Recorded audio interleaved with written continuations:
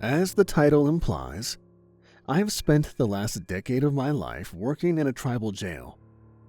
When I first started, I was told 5 rules I had to follow to survive.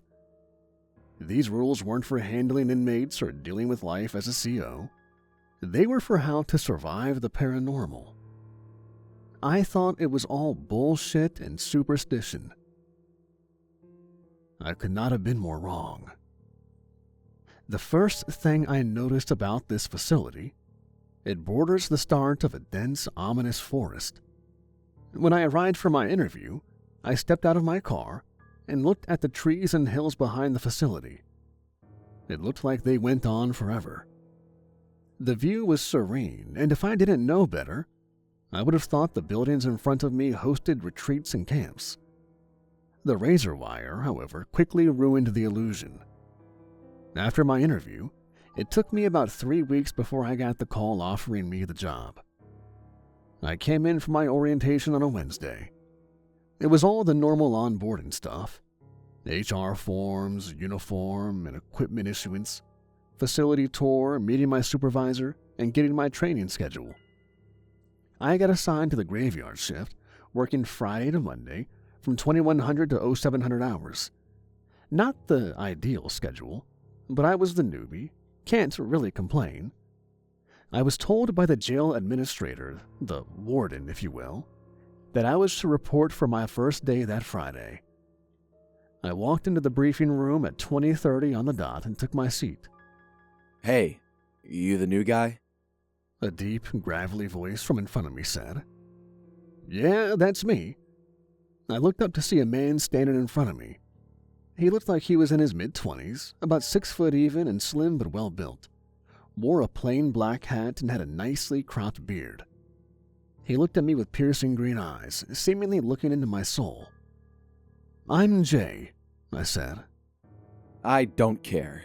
Once you're here for more than a month, then I'll care to learn for your name." He then turned around and sat down in the chair in front of me. I looked around to see everyone else just talking and joking with each other like nothing had happened. "What the fuck was that about?" I whispered. Don't mind Will. He's just tired of losing rookies.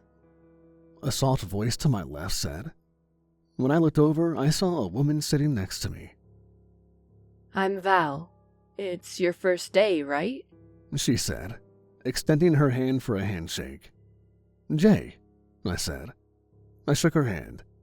If I had to guess, I'd say she was in her early 40s. Val was slender, had long brown hair styled into a tight bun.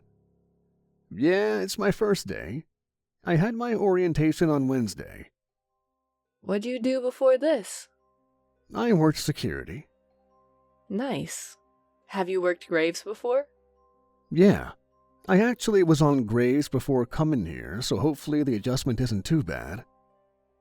Val opened her mouth to reply but cut herself off as we heard the door open and turned to see Corporal D walked in. Corporal D was an imposing figure, to say the least. He was 6'5" and had to be at least 270 pounds. He wasn't pure muscle, but sure as hell wasn't fat. He had a look to him that gave the impression he wasn't someone to cross. "All right," he said with a deep, booming voice that commanded the attention of everyone in the room. "Here's what we got going on today." To give some insight, this is how a standard briefing goes. It usually starts with a general rundown of what happened on the prior shift. After that, the supervisor will typically give out the post assignments, followed by any special tasks or assignments if there is any. Most of the time, that's the end of it. The supervisor will ask if there are any questions, very rarely is there, and then dismisses us to go to the floor and start the shift. Sometimes, though, there is some housekeeping that needs to be addressed. This could be anything from addressing issues to brief training on a new policy or procedure. That's how that briefing went. Nothing exciting happened on swing shift and no special assignments. There was, however, an issue to address. "So to address the elephant in the room, we have a rookie. Officer J, stand up and introduce yourself." "Yes, sir," I said. I then rose from my seat and noticed everyone staring at me. Not sure of what exactly I was supposed to say, I managed to choke out, "Hi, everyone." I then attempted to sit back down before Corporal D stopped me, saying, Tell us a little about yourself. Have you worked in a jail before? Have you worked graves before? Do you believe in ghosts? I could almost see a sly smile on Corporal D's face. "I haven't worked in a jail, let alone been in one before. I have spent the last year working graves doing security work. As for if I believe in ghosts, no, I don't believe in ghosts or ghouls or things that go bump in the night. I'm not a kid." I smiled until I noticed everyone's faces go from smiling to serious. Corporal D looked at me and said, Oh, you will. He then looked back down at his papers. All right, then.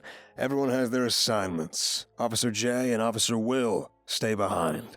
Everyone else, get to work. Everyone but Will and I stood up and left the room. Not before a couple of mocking "somebody's in trouble" comments. Once everyone left, the room was silent. Will was the first to speak. What did I do this time? Corporal D narrowed his eyes at Will before cracking a smile. You kept bitching that the last rookie wasn't being trained right. Because they weren't. I spent half the time untraining the bullshit they learned working on day shift. That is why we lost him. Corporal D shot Will a look that reminded me of when your mom hears you swear. Well, I talked to the brass and got them to try it your way this time. Will looked surprised. What do you mean? Jay is fresh blood. He hasn't had any prior training. This is your opportunity to prove that your way of training works. However, if you fuck this up, we'll both be held responsible. Understood? Understood. Thank you for the opportunity, sir. Jay, you will be attached to Will's hip. If he needs to shit, you help him wipe. Make sure you listen carefully to everything he teaches you. If you do that, then you'll turn out just fine. Corporal D said before putting a 3-ring binder on the table in front of me. This binder contains every policy, procedure, and schedule you need to know. Consider this an extra limb during your training. If you don't have it with you every day, then you ain't ready for work. Read every page carefully. Memorize it. I mean it, Jay. Read every fucking word. Yes, sir. I promise I won't let you down.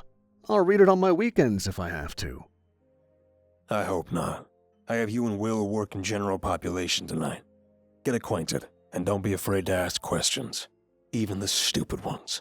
I can guarantee you can't ask anything more stupid than a lot of the questions inmates ask. After that, Will and I walked out of the room. Is he always that serious? I asked. Who? Corporal D? Nah. He just looks mean, but the guy's a teddy bear. It just takes a while for him to warm up to you. When we walked to the entrance of H-Pod, I started to get nervous. Damn, it's nice out here, I said in an attempt to clear my head. Not even a breeze. Makes me wish I was at home to take it all in. Will looked at me and rolled his eyes. During my tour, I had only seen the unit for a brief moment, but now I'd be spending my first shift here. The door cycled and we walked into the officer station. The inmates refer to H-Pod as the fishbowl because of the way the building is laid out. When you first walk in, there's the officer station, a desk with a bunch of drawers filled with miscellaneous papers and hygiene supplies, a computer and phone. To the right, 1 house, left, 2 house, and in front of the desk, 3 house. There are 3 housing units with windows spanning the wall so the officer can see into the units from the officer station. Each unit is identical. A bathroom with shower stalls and toilets next to 2 rows of bunk beds and spanning the width of the unit is the day room, consisting of a few bolted-down tables and chairs. On one wall of each unit is a phone and a video station. Each can hold roughly 25 inmates. The entrance door then began to cycle. So we gotta do a head count with the swing shift officer and get passed down, Will said as we walked through the door. Just as he said this, the radio chimed off, "Attention in the facility. Formal head count is now in progress." Will and I proceeded into the officer station and placed our things on the desk. Holy shit. Who the fuck let you in here? The shout came from the man sitting at the desk. Oh, sorry. I'm Smid. You must be Jay, right? Yeah, that's me. Smith was an older, heavyweight man with a mustache. He was well kept, but looks like he was a few years past retirement. Didn't know they made uniforms that big, Schmidt. Did the department have to special order it? Smith stood up and laughed. Fuck you, Will. Let's count so I can get the fuck out of here. Smith turned to me and asked, You do know how to count, right? Before I could answer, Will popped in. Of course he does. Just take your boots off and use your fingers and toes if you get confused. The two laughed for a moment before we all walked to the first unit and counted. Once we finished counting the units, Smith sat back down at the computer. Will sat on the desk next to Smith and I took off to the side. Anything to pass down? No. Ain't shit happened out here today. Although, Two House been pretty needy. There might be a few guys needing phone pins, but other than that, everyone is pretty much squared away. Just glad it's Friday. Now I start the weekend. Any plans? Aside from cleaning your mom's plumbing, no. Just plan on taking it easy and lounging around. I just saw her and she didn't mention having a plumbing. Took you a minute there, didn't it? Rook, sometimes you have to give Will a minute to process things. He's special. His mom told me that. Smith laughed, slapping Will on the leg. I chuckled to myself. So how do you know when it's time to leave? I asked. Just as the words left my mouth, the radio keyed up. Attention in the facility. A formal head count is now clear. Almost immediately after the transmission, a different voice came over the radio. Swing shift. Complete your pass down. Clean up your area. Finish any reports, and you are clear to go. I could feel Will and Smith looking down at me. Never mind, I guess that answers my question. Well, Will, looks like you finally found a trainee that's up to your speed. Jay, don't take it as if I'm picking on you. This is how we joke around here. It all comes from a good place. If anyone genuinely offends you, let them know. And if anyone gives you shit, you let it fly right back at them. Stay safe tonight, guys. I'll see you later. Have a good weekend, you fat bastard. Later, I said. Smith then left. Well, it's just you and me, Rook. Grab your binder and find your login info for the computer. Let's make sure it works before General Wells leaves. I grabbed my binder and found my login info. Luckily, it worked. I then began to flip through the pages of the binder while the computer loaded up. Inside, I found the HR manual, facility policies and procedures, inmate handbook, and a weirdly discolored copy picture of uniform standards. I got to the back and found a single page titled, 5 Rules Every Officer Must Follow to Survive the Graveyard. It was photocopied and looked like the original was at least 15 to 25 years old. I took it out of the binder and held it up to Will. Is this some kind of prank or something? Like some way of adding a little humor to the dry material? Will looked down and saw what I was holding. His face dropped. Oh, make no mistake. That is no joke. I'll take care of the first check while you get settled, but I recommend you read those rules first. He stood and walked towards one house. While Will did the check, I read the rules. Rule 1. Don't whistle at night. Rule 2. Take a partner when doing a perimeter check when possible. If you must do it solo, just look at the fence and walk as quickly as possible. Do not talk to the woman in the tree line. Rule 3. If an inmate says they saw a shadow with nobody attached to it, acknowledge them. Then move on like nothing was said. If you see a shadow and nobody attached to it, just turn and walk away. Rule 4. If you hear your name but nobody is around, act like someone was there, and shrug it off like you just missed them walking away. If you hear someone talking to you after shrugging it off, do not follow the voice, especially if you are outside. Rule 5. If you see them and show fear, you're already a goner. Just go with them and don't try to bring anyone else with you. This has to be a fucking joke. There's no way it's not, I said. I set the paper down and leaned back in the chair. It's not a joke, and it is real. We'll talk about it more when I'm done with the check. Finish logging onto the computer. Will then opened the door of 2 house and walked inside. I finished setting up my profile and waited for Will. I looked over towards 1 house and looked into the window. I could see the light from the setting sun on the wall. Most of the inmates were already in bed. I heard the sound of someone tapping on the window behind me. "What's up?" I yelled. I turned around to see nobody there. I expected to see someone standing at the entrance door waiting for it to cycle so they could come in. I expected something. I brushed it off as a mixture of the wind and my senses being heightened after reading the rules. After a couple minutes, Will returned having completed the check. Hey, you got logged in. Awesome. There's been too many times where rookies' login just didn't work. Usually it's from the sergeant fat fingering the keys and adding an extra character. Just pull up the logs and find the tab titled Cell Check. From there, just type HPod Cell Check Complete and hit save. I did as he said, and we sat in silence for a moment. So are you going to explain how the rules aren't actually bullshit? Will sighed and sat back on a chair he found in the storage closet. Do you really not believe in the paranormal? No, I really don't. Every time I've heard anyone tell me a story of their experience, it's always been explainable in one way or another.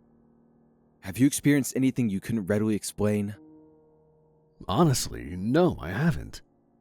I've never seen a shadow moving on its own, or heard a disembodied voice, or heard something only to see nothing there.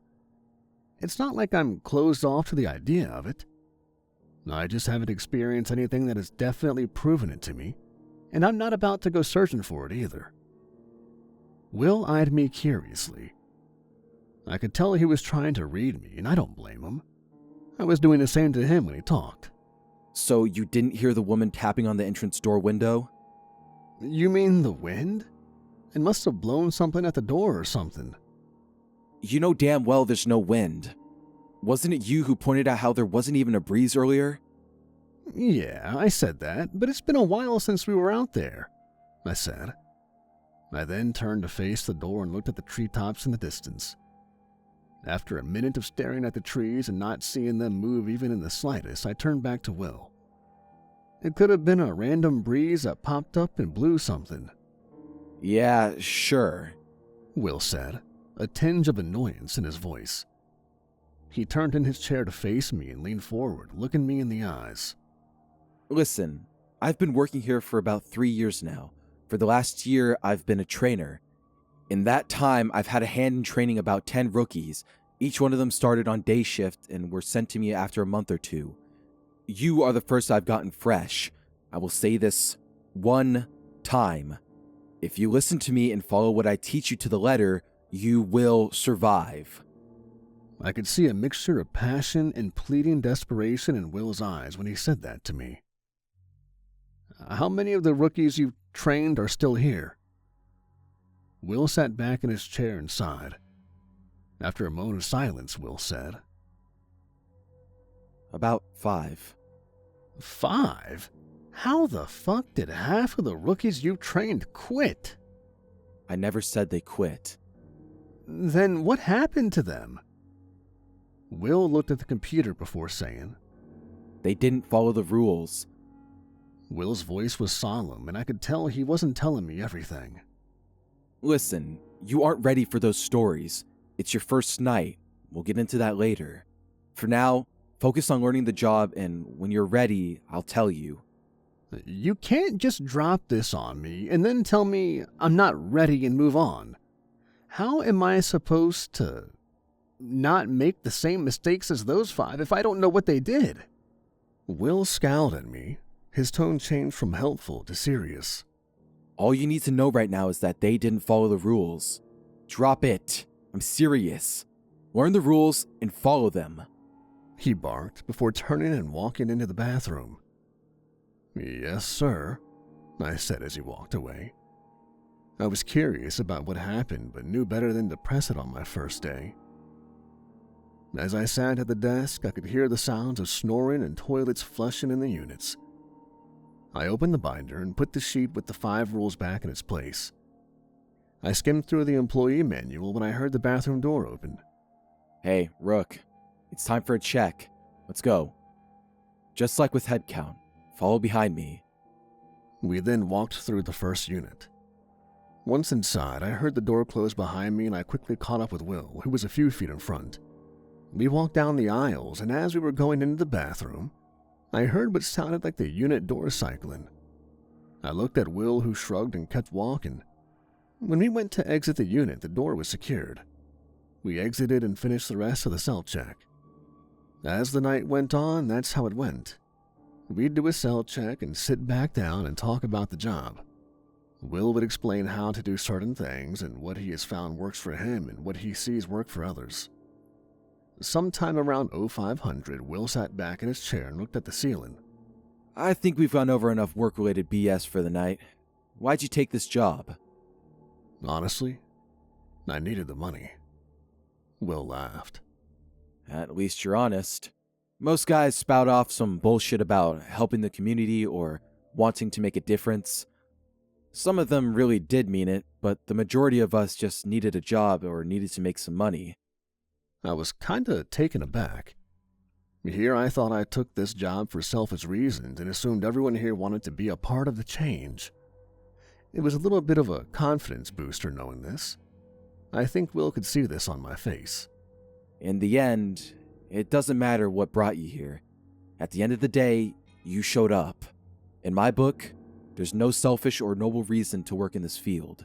They're showing up and doing the job. And they're showing up and then bailing.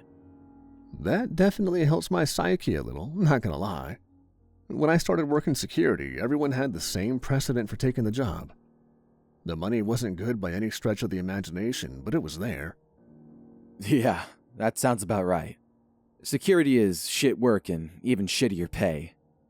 He looked back up towards the ceiling and asked, So, what did your friends and family say about it? I sighed and looked down at the desk. Well, my friends said I was crazy. My mother-in-law, however, said that I would make a terrible officer. And your wife? She didn't say much, but I could tell she's worried. She'll be fine. Screw your mother-in-law for saying that, though. Will said. We both laughed before doing another check. When we got back to the desk, I asked Will, So, what about you? Well, I took the job because I needed one. Why'd you stay? Will told me he stayed because he fell in love with it.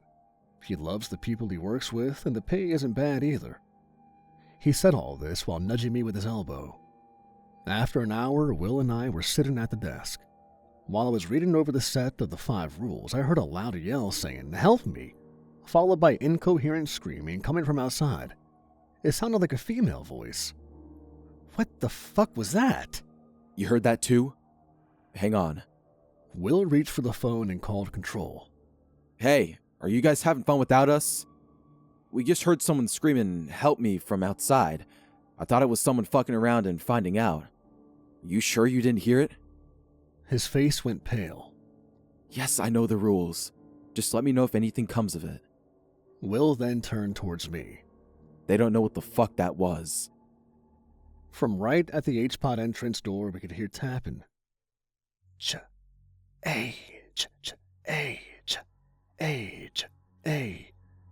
A female voice was chanting my name at the door. Help me. Help me, Jay. I looked at Will, who was frozen, staring at the computer screen. Remember the rules. Act like it's not happening and just stare straight ahead. Fucking help me, Jay! The voice screamed. The door began to shake violently and the taps turned to booming thuds. "Jay, I know you can hear me. I can see you shaking." The thuds began to grow faster and began to take on this wet sound, almost like whatever was hitting the door was bleeding. "You fucking coward, Jay. They will eat your eyes and fuck the holes left behind. When he is done with you, you'll wish you went to hell." One more loud, shrill scream came from the door before it was silent again. What was that?" I said shakily. My whole body was trembling. "Please tell me this is some kind of sick hazing tradition." Will shushed me and whispered, Shh, shut the fuck up. After what felt like an eternity but was only about 5 minutes, Will looked at me. His eyes were misty and it sounded like I could almost hear him sniffle. Have you ever been here before? "No. Outside of my interview and orientation, this is my first time here. I'm not even from this area. Can you explain what the fuck that was about?" That was something I have not experienced in a few months. I've experienced her several times over the years, and no matter how it goes, you never get used to it. We've taken to calling her Banshee. Now, if that's what she is, I don't know. Nor do I care to find out. "How did she know my name?" I asked. We both were looking dead ahead still. Nobody knows how any of them know anything about us, but they do. "So what do we do from here?" We sat in silence for a moment before Will shook his head and said, I'll report it to Corporal D and let you know what he says. Will stood up and looked at the time. Let's do a check real quick, and then I'll see if Corporal D will come out here for a minute. I stood up and panned my eyes from 3 house to the entrance and exit doors. That's when I saw it. Will? What's up? "Look," I said, pointing at the entrance door window. Well, that's new. We both stared at the door and saw written in blood on the window the words, "Jay, help me." Let's do this check real quick. The quicker we finish, the quicker I can talk to D. There were only a couple of inmates up when we did our check in one house. "Hey, CO, can you tell that bitch outside to shut the fuck up? We trying to sleep in here and she woke a few of us up," one inmate said. Yeah, the guys inside are dealing with it. Sorry, man. Caught us off guard, too. You guys hear anything before the screaming? An inmate that was lying on a bunk along the wall facing outside sat up and looked at us. "Yeah, I heard scratching on the wall for about 20 minutes or so before the yelling happened." "Anything else?" I asked. "Actually, yeah. It looked like there was someone looking in the window before we heard the scratching sounds," the first inmate said. Will pointed at the window in the wall. That window? "Yeah," the inmate replied. That window is at least 9 feet off the ground. The room went silent. Nobody said anything else after that. Will and I continued our check. None of the other units reported hearing anything. We returned to the desk and Will called Corporal D. Hey, Corporal, can you come out here for a minute? Got something you need to see. Right as he hung up the phone, we both looked at the door again. "Holy shit," I said. The writing was gone. We both approached the door and looked at the glass of the window. "No sign of it even being cleaned off," I pointed out. Yeah, no sign of rain either. What the fuck, man? Will said. I could tell he was frustrated. He quickly returned to the desk and called Corporal D again. Hey, instead of coming out here right away, I need you to review the cameras. Yeah, the entrance door, between 0500 and 0520.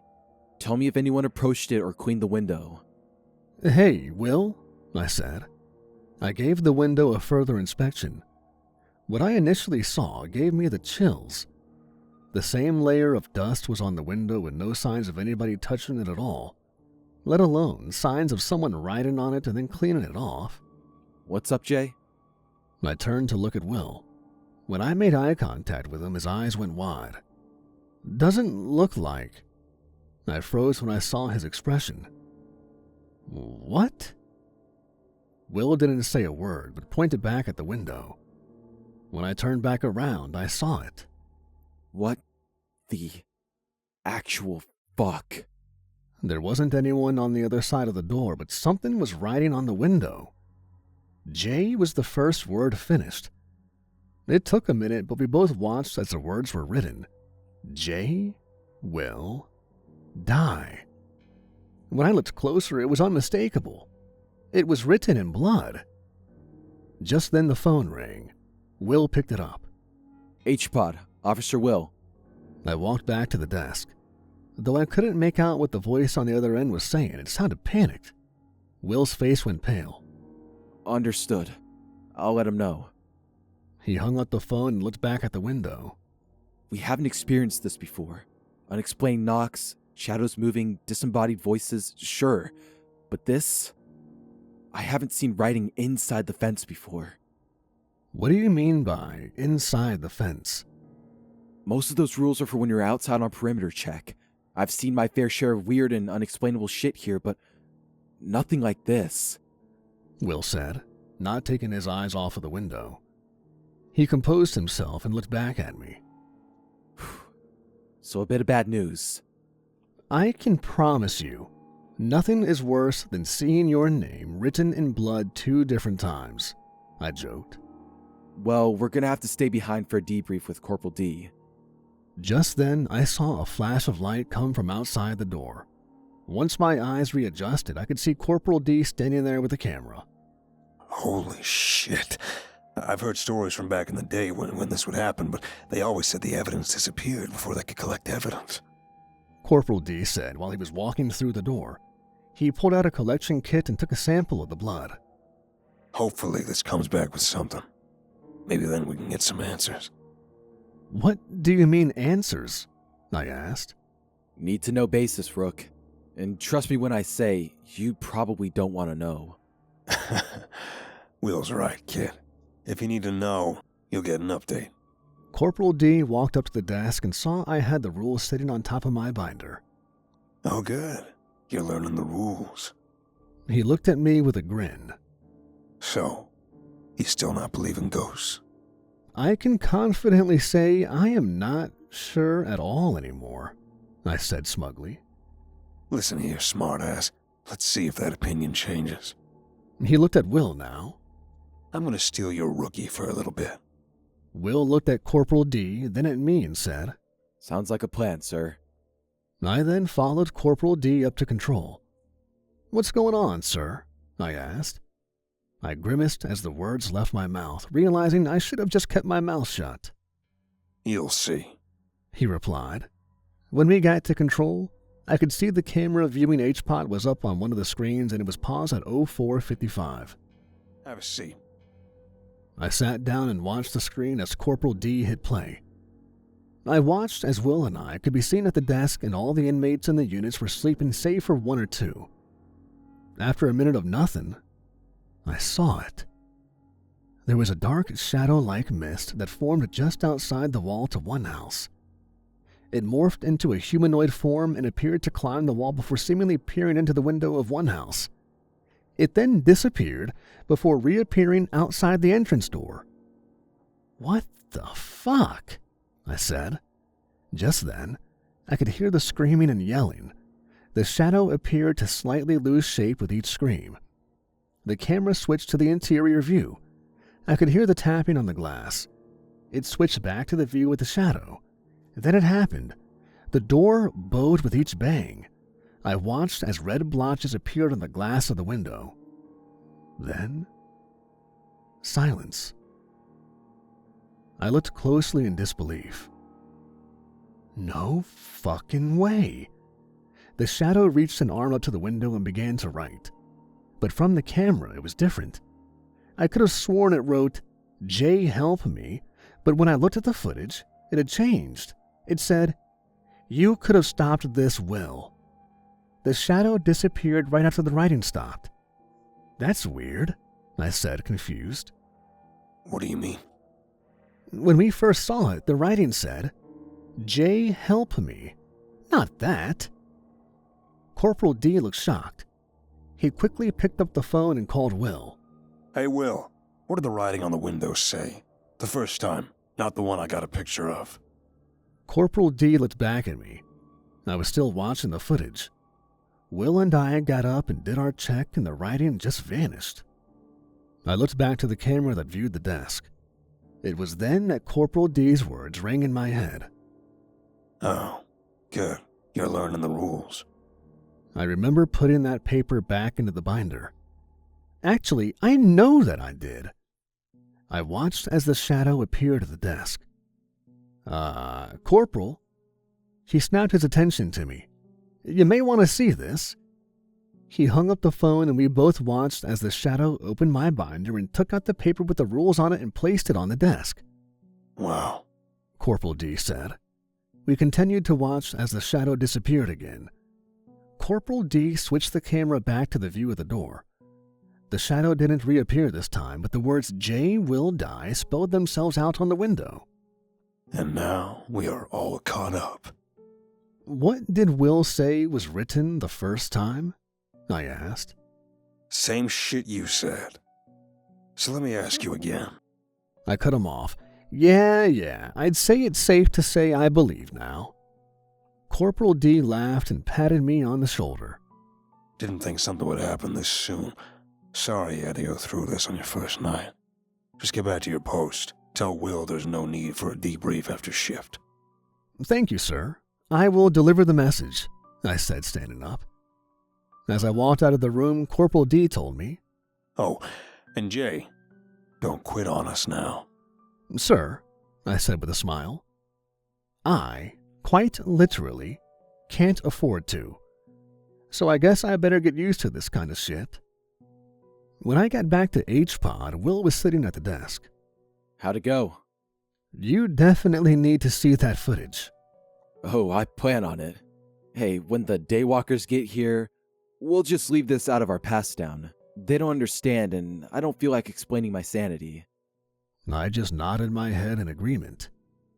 The sun began to rise and the day shift officer arrived and we did head count. Once we finished telling him how nothing happened, we left. As we walked out of the facility, I couldn't shake this feeling that I was being followed.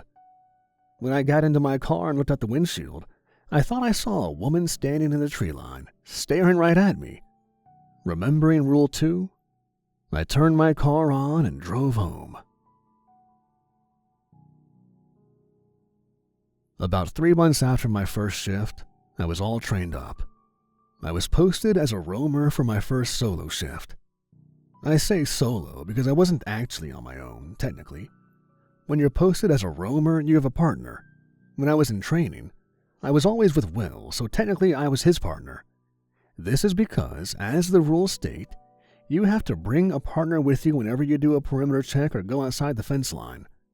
My partner that night was Val. Outside of our brief interaction on my first night, I hadn't worked with Val all that much. She was nice and very helpful. We all joked that Val was the mom of the shift. When I got hurt, only minor scratches, after a fight with a drunk guy that was being booked in, she was the first one to yell at me for not going to see the nurse afterwards. I'm sure that if it wouldn't have gotten her in trouble, she would have dragged me by my ear to the medical office. So Jay, how are you liking the job so far? We were walking in from briefing together after getting our special assignment for the night. Good. Aside from all the annoying questions the inmates ask, I think I'm starting to get it. I got a question for you. What's up? So, Corporal D said that both Days and Swings reported outside calls coming in reporting a woman spotted in the woods just outside the perimeter. Is this something that happens often? We stopped walking and Val looked at me for a moment. Kinda. We get calls about hikers or hunters or hell. Sometimes groups of teenagers hanging out in the forest all the time. This isn't something too out of the ordinary. She sounded like she was choosing her words very carefully. I looked at Val and could see something was bothering her. Corporal D had the two of us stay after everyone else. Our special assignment was that we had to do a perimeter check once an hour. Normally, there's only 2 to 3 perimeter checks done per shift. Once at the start of the shift, and once towards the end of the shift. And if nothing is going on, once in the middle. That night, we'd be doing 5 times as much as normal. The assignment didn't end with that, though. We technically have 4 perimeters. There's the interior perimeter, which is everything inside the interior fence, the fence that lines the yard. Then there's the space in between the outer perimeter fence and the yard fence. We call this area no man's land, since it's not used for anything other than emergency evacuation meeting points and access to maintenance closets. After that, you have the exterior perimeter. This refers to everything outside the fence that encompasses the entire facility.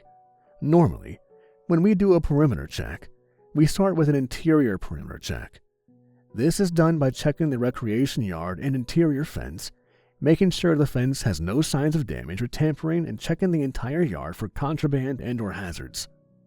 When we do an exterior perimeter check, we ensure the exterior fence is intact and check for any possible contraband stashed outside.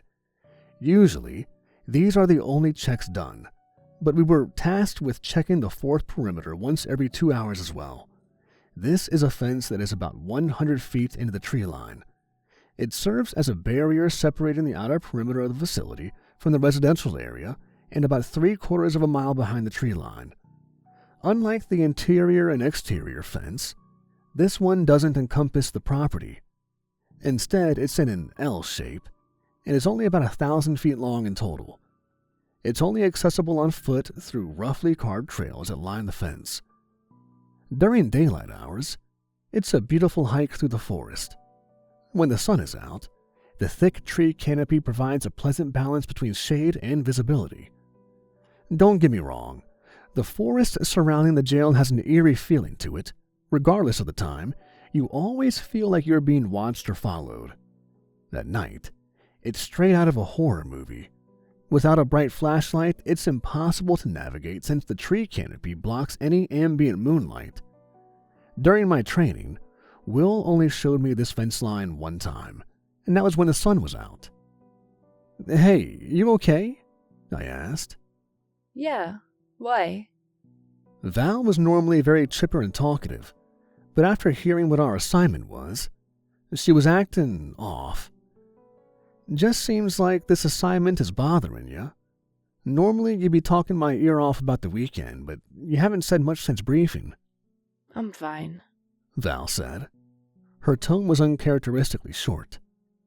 The door into the facility slid open with a metallic clang, like it always does. Out of the corner of my eye, I could see Val flinch with the clang. "I'm gonna set my shit down and check out my gear from control. I'll meet you in the yard at 21:30 and we can start the first check." sounds good. I went to the control room and checked out my radio, the keys to the personnel gates and the fences, and a flashlight. Corporal D handed me a different flashlight than normal. Usually, we get issued a generic run-of-the-mill flashlight. Nothing special to it, just bright enough to see in the dark areas of a unit without waking the inmates. This one was a big fuck you flashlight. The bulb was at least 6 inches around and it was about a foot long. On the side of it read, 100,000 lumens LED in white lettering. Whoa, this thing is fucking huge. Yeah, we ordered that a couple months ago for perimeter checks, and it arrived earlier today. I turned it on in the admin office, and it lit up the room like it was daylight. I think it should be sufficient for the night. Just don't lose it. Well, as long as it lights the way, it'll work. I'll let you know how it works when I get back from this check. Now, if you got nothing going on later, maybe you'll join us for a check and see it in action. We'll see. I turned and walked out of the room. After I secured the control door behind me, I turned to see Will standing in the hallway. "Hey, Will, what's up?" Will opened the door to the attorney visit room, a small room with no cameras for attorney-client privilege. Supervisors would pull you into this room to have unpleasant conversations. Officers, however, would use this room to talk without people eavesdropping. So, when Will motioned for me to step in the room with him, I knew something was wrong. Jay, we need to talk. He said, making sure the door was closed. You remember how on your first night you asked me about the 5 rookies I lost? Yeah, I remember you telling me that I wasn't ready. Why? Val told me about your guys' assignment tonight, and what Corporal D reported sparked it. Before you start these checks, you need to know something. What are you trying to say? You're ready, Jay. Will said. My demeanor changed from nervous to excited, and I smiled ear to ear. Don't let it go to your head. This isn't a good thing, but it is something you need to know. My smile vanished. Oh shit, is it that bad? I asked. Let me start from the beginning, and you can make the determination after that. We both sat down at the table across from each other. About 2.5 years ago, I was in your shoes. I was let loose on my own, and it was going great. That was until another rookie, Ryan, who I was hired on with, and I was tasked with checking in on a report of some kids running around in the trees on the perimeter. It was dusk and the air was still. We radioed in that we were beginning our check. It took us about 10 minutes to reach the closest corner of the fence beyond the tree line because we were joking around and horseplaying. By the time we got to the fence, it was dark, like nighttime level dark. When I looked behind us on the trail we came in on, I could see the sunlight still. It was like being 2 hours ahead of everyone else. We pulled out our flashlights and pushed on. After about a minute of walking, Ryan stopped. I could see he had squatted down and was looking at the ground in front of him. Will paused for a minute and looked up at me. I could see on his face that he was searching for the words. What's rule number 1, Jay? Don't whistle at night. When I saw what he was looking at, I froze. There were dozens of child-sized footprints in the dirt. Ryan stood up and we both heard a whistle. It sounded like when someone tries to mock a bird call. We looked at each other. That sounded close, Ryan said. I shined my flashlight around and we looked for the source of the whistle. After not seeing anything, we agreed to push forward. We heard it again. This time, we could tell it was coming from the left. Ryan shined his light to the left and I kept looking straight ahead. Again, we couldn't find it and kept moving. There was another whistle, this time from the right. Same as before. We didn't see shit. You know what I didn't realize until after everything? What? Aside from the whistling, there were no other sounds. Not even the sounds of our footsteps. How is that possible? No clue, but out there, you're in their world and the rules of our world don't seem to apply. After that last whistle, Ryan turned to me and said, "I'm gonna try whistling back." I told him that it was a stupid idea and pleaded with him not to, but he did it anyway. What happened? It was silent for a second after. Then, all hell broke loose. We heard running close by, but in all directions. I could tell we were being circled. The steps were so quick. It sounded like a low hum. Ryan turned to face me and began back up. Rule number 5, Will. I'm not taking you down with me. I could hear the running getting farther away from me as he backed up. What did you do? I was frozen in place. I tried moving, but it was like something was holding me in place. That's when I heard it. Will sighed, then stood up. A voice inside my head. All it said was, "He's ours now." Then silence. When I was finally able to move, I moved my light around trying to find Ryan. There were no footprints on the ground in front of me where Ryan was. I couldn't bring myself to push forward, so I backtracked. While I was walking back to where we entered, I noticed something. Will leaned back against the wall. There was only one set of footprints on the trail. I couldn't explain it, not then and not now. When I came out of the trail, it was pitch black outside. I saw 2 people walking on the perimeter with flashlights shining at me. "Will, that you?" one of them asked. When they got closer, I saw it was Corporal D. He was still an officer back then.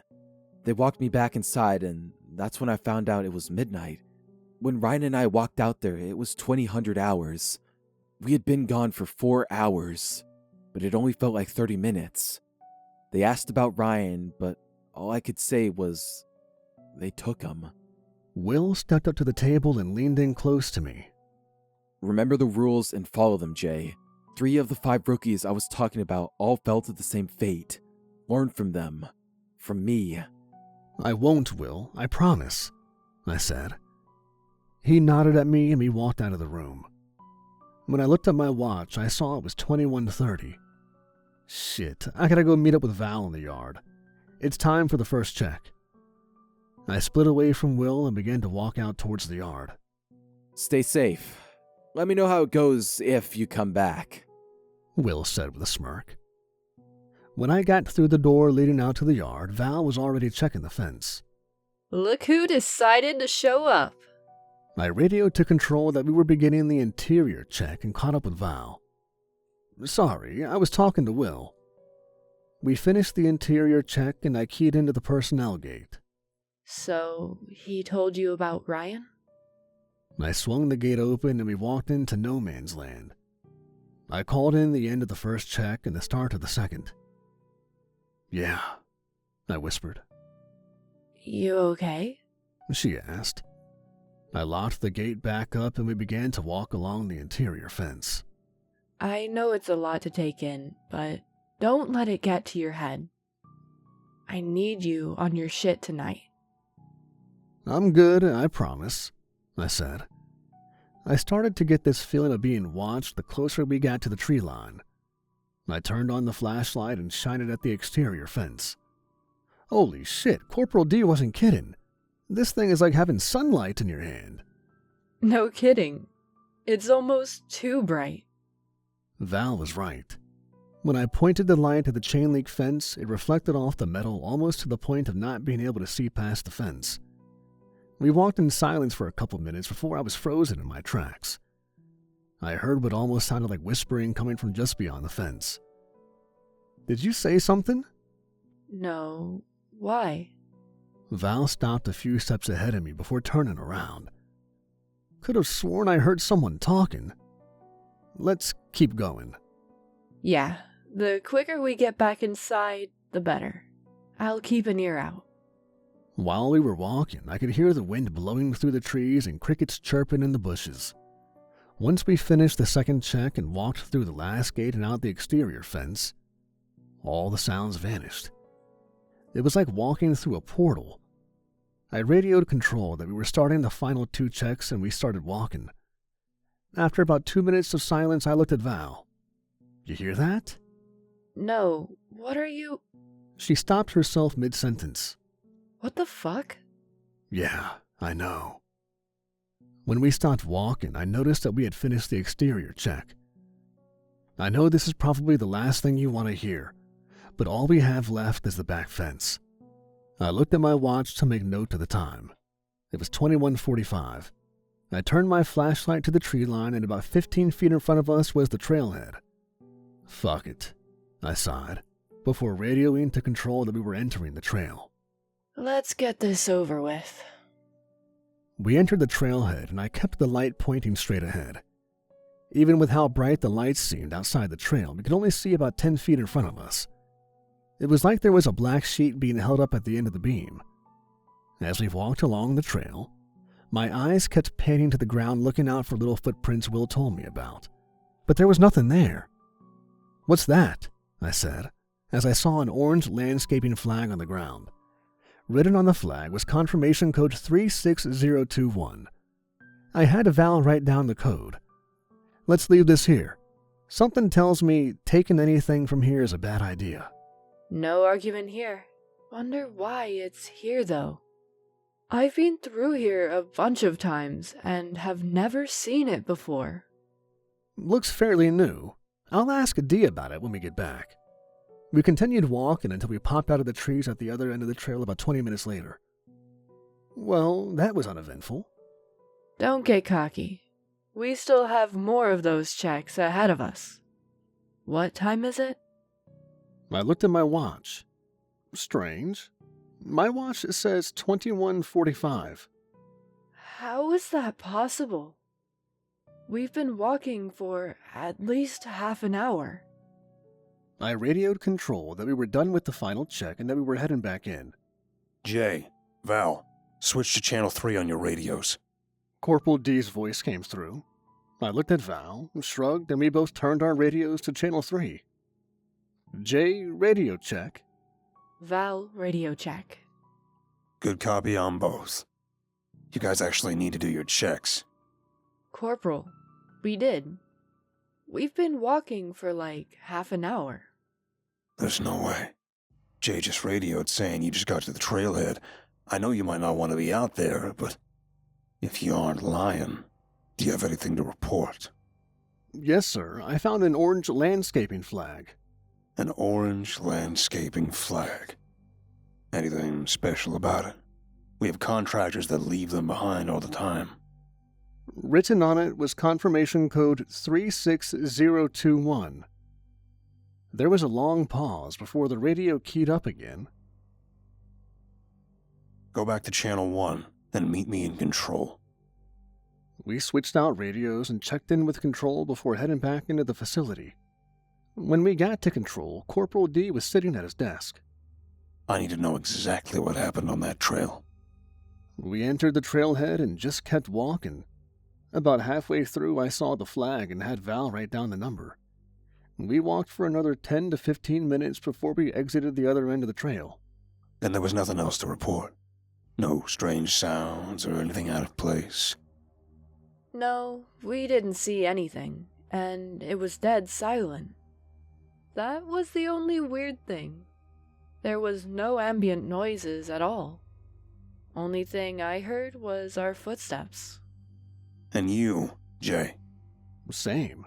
Aside from the flag, I didn't see or hear anything. Okay.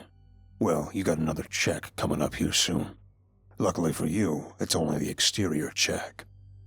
Since the report was about the forest, you don't need to worry about either of the interior checks the rest of the night. Sounds good. Sir, why was that flag there? I put that there about a month ago. Got word that one of the day shift guys was being accused of falsifying his early morning checks. If an officer takes too long for the check or finishes it too quickly, the code lets the supervisor know if the check was legit or not. Does this happen often? It started to become a frequent thing about 3 months ago. Corporal D turned around. Taking the hint that the conversation was over, I turned around and started to leave control. Let me know if you need anything else. When I walked into the hallway outside of control, I saw Val talking to Will. Jay, you good? Will asked. A little weirded out, but overall I'm good. Jay, are you sure? You seemed shook up when you were talking to D. Val was back to her normal self and was now in mom mode. Yeah, I'm just trying to figure out what's with all the secrecy. Will put his hand on my shoulder. Some things are better unknown. If it was important for you to know, they'd tell you. Do you know? Some of it, but they compartmentalize a lot of it. Don't think about it too much. You got a long night ahead of you. Yeah, guess you're right, I said. I looked at the time and it was already time for the next check. Val, it's time. Val gave me a nod and turned back towards Will. See you on the other side. Stay safe. I gave Will a fist bump. We'll try. With that, Val and I walked outside. You want to call it in? Yeah, I got it. Val said. She pulled out her radio and notified Control that the check was starting. Check your watch. Make sure it's working. We both checked our watches. I got 22:15. You? Same. Well, let's get to it. We started walking. As I turned on the flashlight, I checked the battery indicator. Damn, this thing has one hell of a battery. It's got this little screen that shows how long the battery will last, and it changes based on the brightness selected. I held the flashlight up to show Val. It says at full brightness it should last us about 4 hours. Well, that's good. We took the first corner and walked along the fence. As I was painting the flashlight from the fence to the trees, I thought I saw movement about 250 feet behind some bushes. Hang on, did you see that? Val stopped next to me and looked where I was shining the light. Must have been a deer. Well, we're heading that way. I didn't get a good look at whatever it was, I said. When we got to where the bushes were, I saw movement behind. I stopped and looked around. I'm gonna check behind the bush and see if I see anything. Don't go too far, Jay. I got behind the bush and saw the grass behind it had been pushed down as if someone had just walked through here. Looks like somebody recently walked through here, I said. I knelt down and could see a set of footprints. Well, there was someone here. Looks like they were barefoot, too. Val winced as I said it. How big are the prints? I knew what she was getting at. Looks to be adult-sized, small but too big to be a child. Just then I heard a scream. What was that? Get out of there. I can't see anything without the light. I was making my way back towards Val when we heard another scream. Something wasn't right about it. It didn't sound human. I've seen videos of cougar calls sounding like a woman screaming, but this didn't sound like that either. Val, did something seem off about those screams? When I looked at Val, she was crying. Let's get the fuck out of here, Jay. Yeah, okay, let's go, I said and patted Val on her back. We finished up our check. There were more screams while we walked, but with each one we walked faster. By the end of the check, we were almost in a dead sprint. Sorry, Val whispered to me. Don't be. I radioed to control that we had finished the check and were coming back inside. Are you okay? I asked. When we came in, we walked through the officer's wing. This was the side of the facility that had some admin offices, the break room, workout area. Nothing fancy, just some dumbbells and one of those workout machines you would normally see in a hotel gym. Briefing room, conference room, and 2 locker rooms. 1 male, 1 female. I'll be fine. I just need a minute. Val walked into the woman's locker room and I walked back into the facility. Right as the door closed behind me, Will was already walking towards me. Where's Val? In the locker room crying. I was interrupted by Officer Smith, an immature asshole who needs no further description. What? You sure your dick out there? I'd cry too. Smith, shut the fuck up. Jeez, was just fucking around, Smith said. Thankfully, he walked off. Maybe it was Will's face turning red, a sign that he is royally pissed. Or maybe it was my, please let today be the day look. But he was gone. Fuck that asshole. As I was saying, it was a rough check. Yeah, I could hear the screaming when I stepped outside for some air. You heard it? I counted 5. Were there more? Yeah, about 10 in total. Anything sound weird about them to you? Uh-huh. Haven't heard anything like it before. Definitely not human. Didn't sound like any animal I've heard either. It almost sounded like something trying to mimic someone screaming. Will looked at me with wide eyes, like I had found the missing piece of the puzzle. What? Like when we heard that woman screaming your name a couple months back? Then it clicked. It was the same scream we heard right before my name. Holy shit, I need to... Just then Val walked up to us. Need to what? Go back out, I answered. Whatever made that scream is the same thing that scared the shit out of me on my first night. Val looked at Will. Can you go with him? I can't go back out there. Jay, Val, come here. I heard from behind me. I turned around to see Corporal D standing in the hallway. Val and I looked at each other, then at Will. Will shrugged and walked away. What happened out there? Everything was fine until I saw movement behind a bush. When I checked it out, I saw adult-sized footprints. Then we heard screaming, but couldn't find the source. Yeah, I heard it too. Was I seeing things? Or were you two in almost a dead sprint towards the last stretch of the perimeter? We were. I told Jay we needed to leave. And we started walking. That was until we heard more screaming. Jay looked around, but each scream seemed to come from a different direction. That's when we started running. I didn't even think of it until then, but she was right. Each scream after the first came from a different direction. You guys okay? We both nodded yes, and Corporal D paused for a moment. Good. You guys have a few before the next check. Val looked at her watch and her jaw dropped. Jay, what time do you have? 22:45, I answered. Then it hit me. We had been gone for over 30 minutes. Corporal, what time do you have? Corporal D looked confused and checked his phone. 22:45. Same as you. Why? I could see on his face that right after the words left his mouth, it clicked for him too. Fucking hell. How long do you guys think you were gone? I looked at Val, and she looked like she was going to faint. I don't know, maybe 10 minutes at the longest? Corporal D looked at Val. You need to sit down. You look like you're gonna pass out. Val shook her head. No, I'm fine. Just a little shocked. Understandable. I don't know why, but time is acting weird out there. You mind if I take Will with me on this next check? I asked. Val shot me a look that I'm sure she wished would kill me.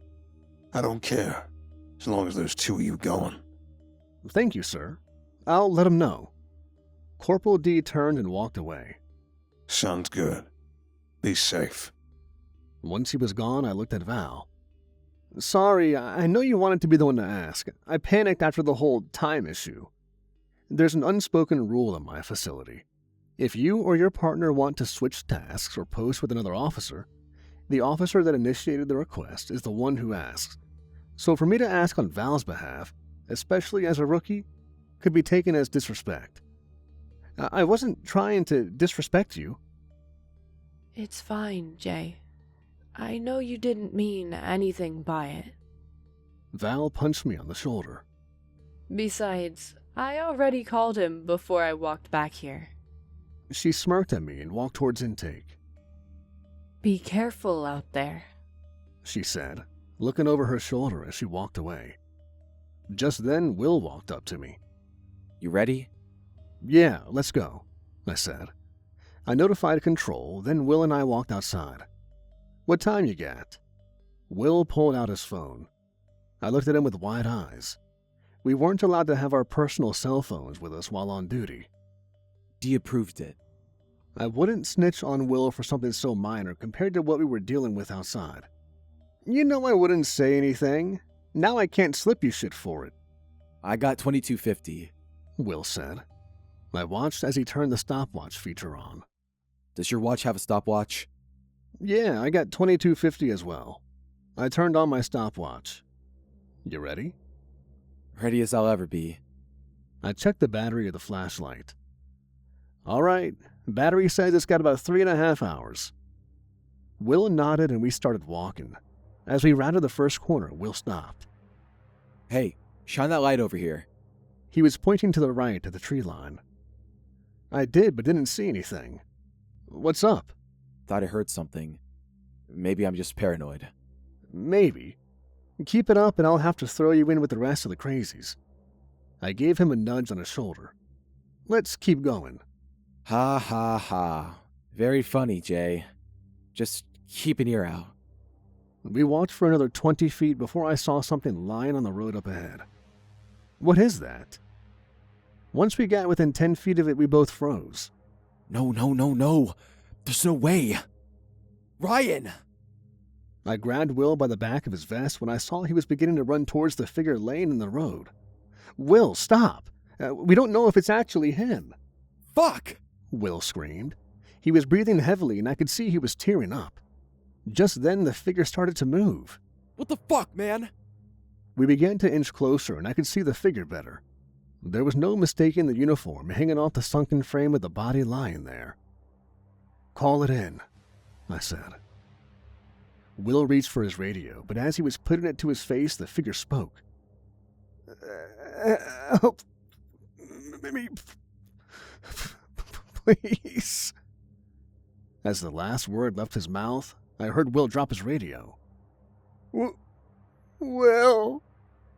When it reached his arm up in a plea, I saw the nameplate on the torn-up vest it wore. It read, Ryan P. There was no mistaking it now. This was Ryan. Fucking how? I whispered. Will picked up his radio and called it in. We both ran towards Ryan. He was in bad shape. His hair was long and had chunks missing. His face was swollen. He had deep cuts that were infected and oozed a viscous white and green liquid all over his cheeks. Though his face was swollen, his eyes were sunken in. He was missing teeth, and what teeth he did have were black and jagged. He looked extremely malnourished. The skin on his arms was sunken in, revealing more bone than muscle. If it wasn't for the jumpsuit he wore, his pants would be falling off. I've seen pictures of him from before he went missing. The Ryan that Will knew was well built.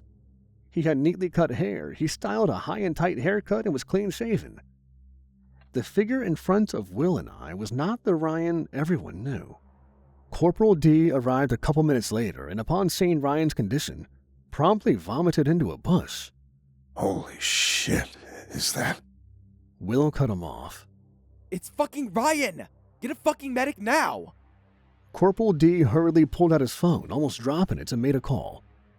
I couldn't hear what he was saying, partly because I was paying more attention to Will and Ryan, but it didn't sound like he was on the phone with 911. Will, what's going on?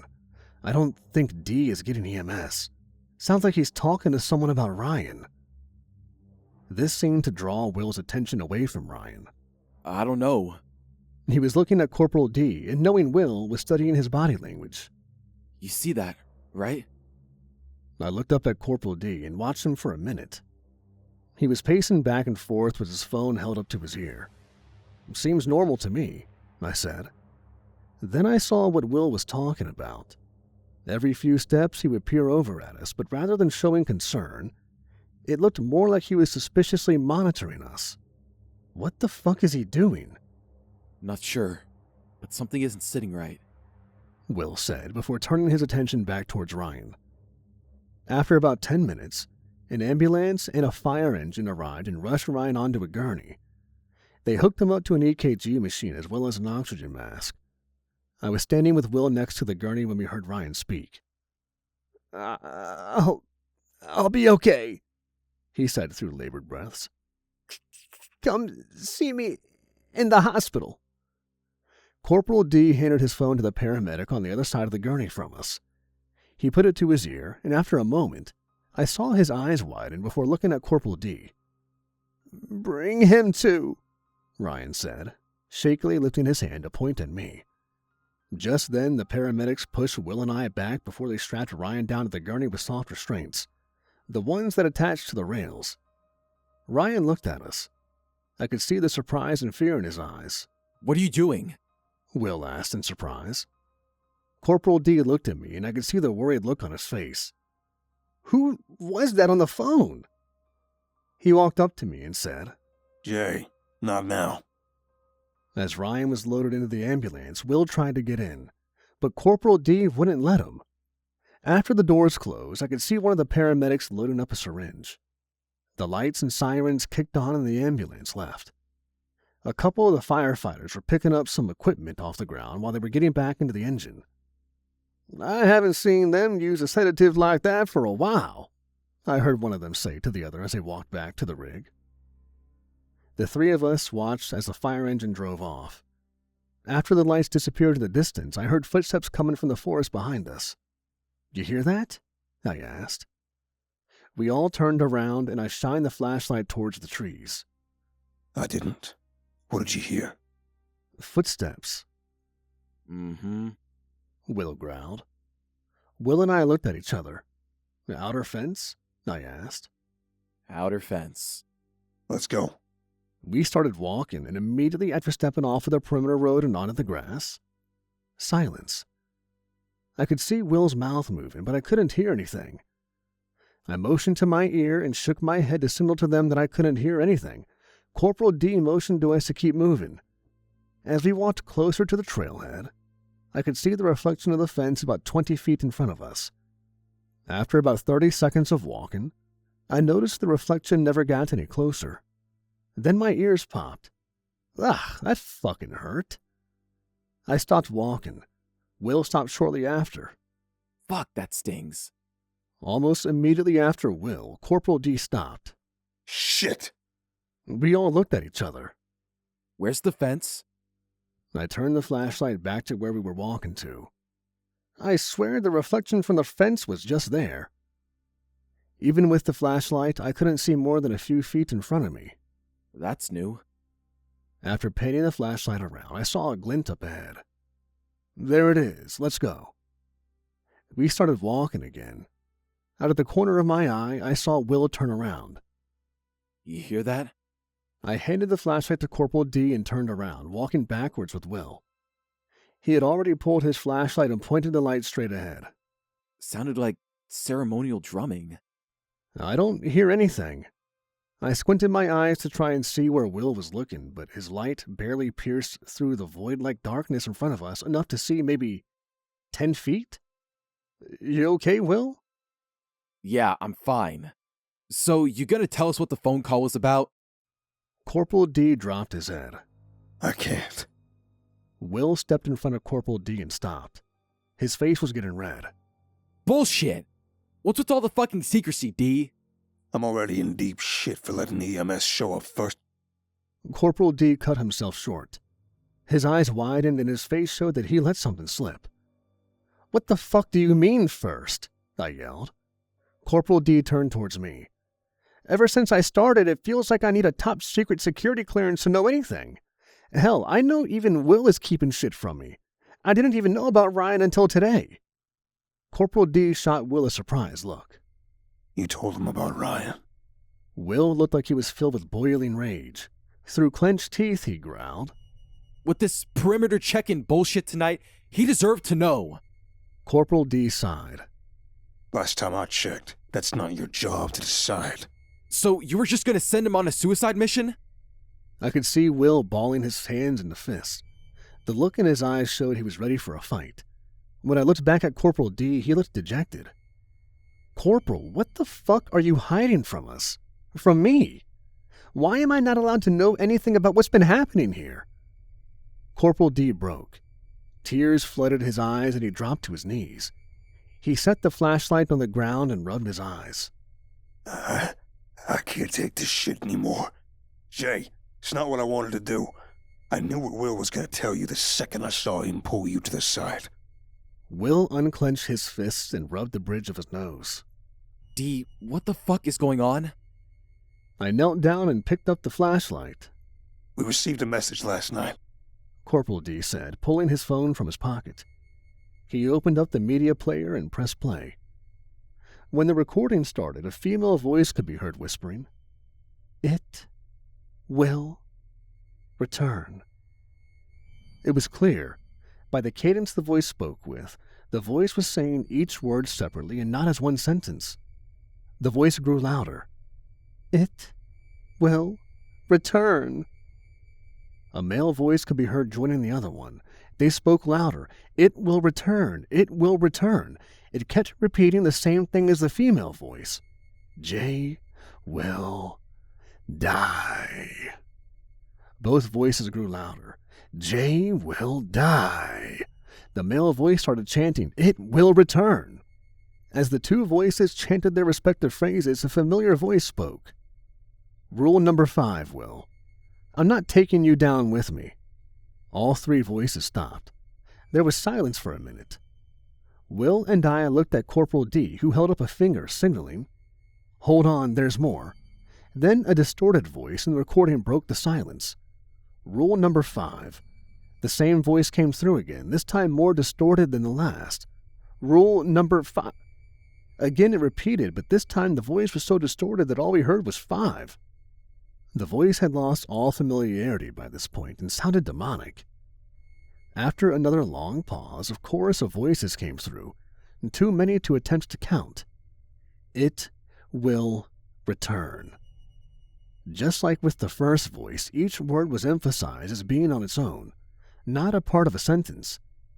Immediately after, they repeated, "It will return," and this time it sounded like the words were being screamed.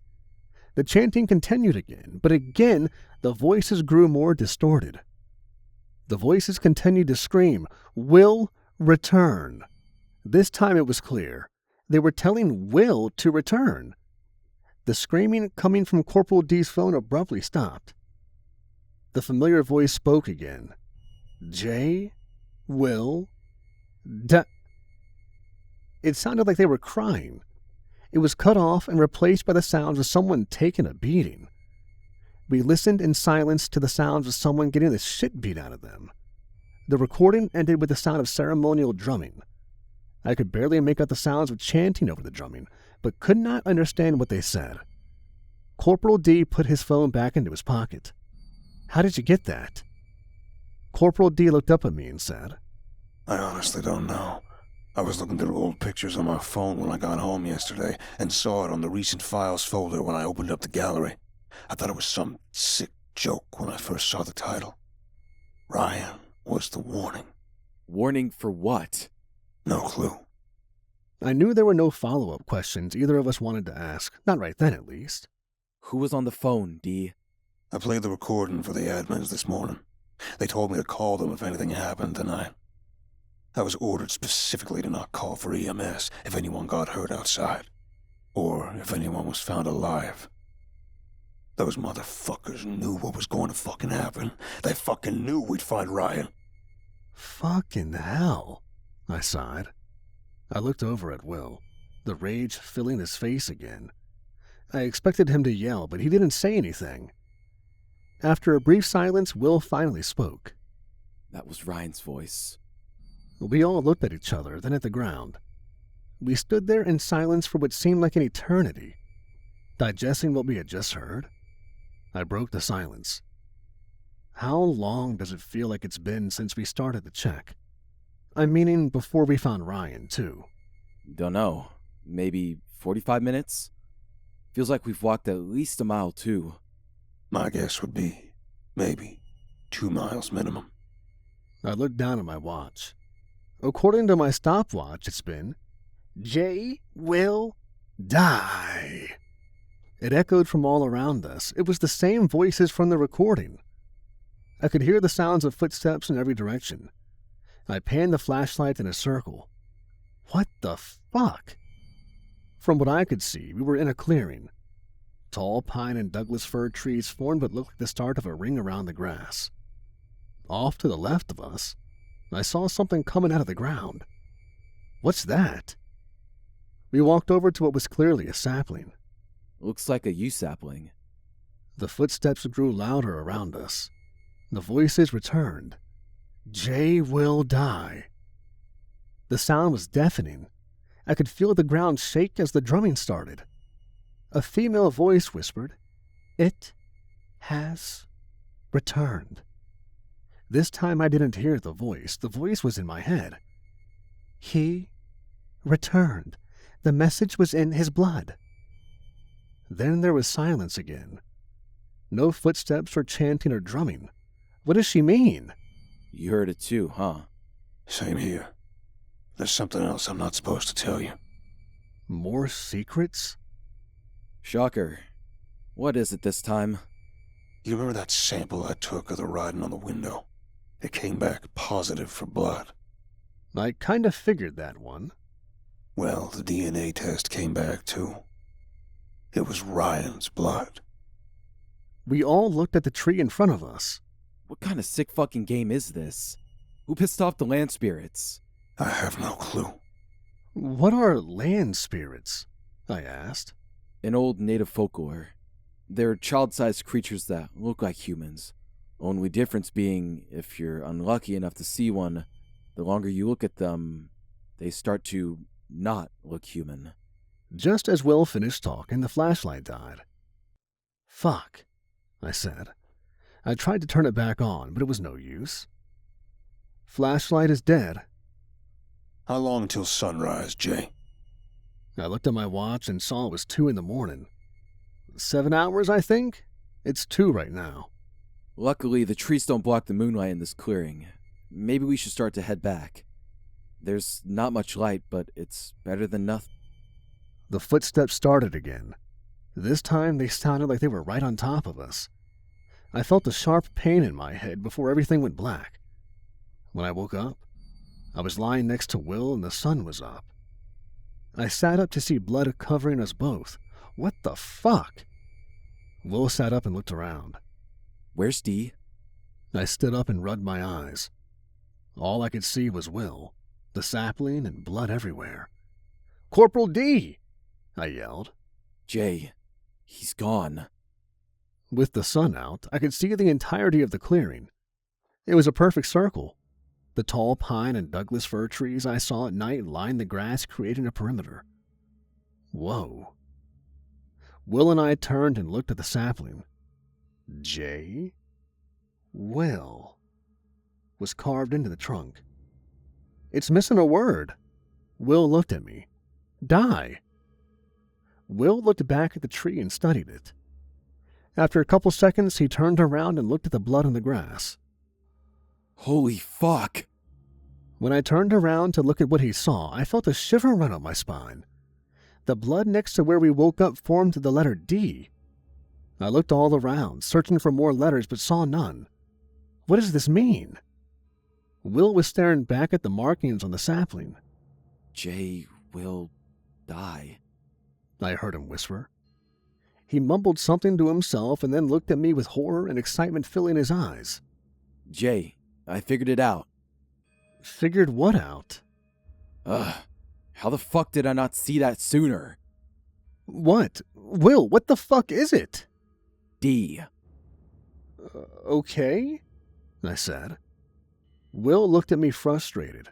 Use your fucking head, Jay. I'm trying here, Will, but I don't see it.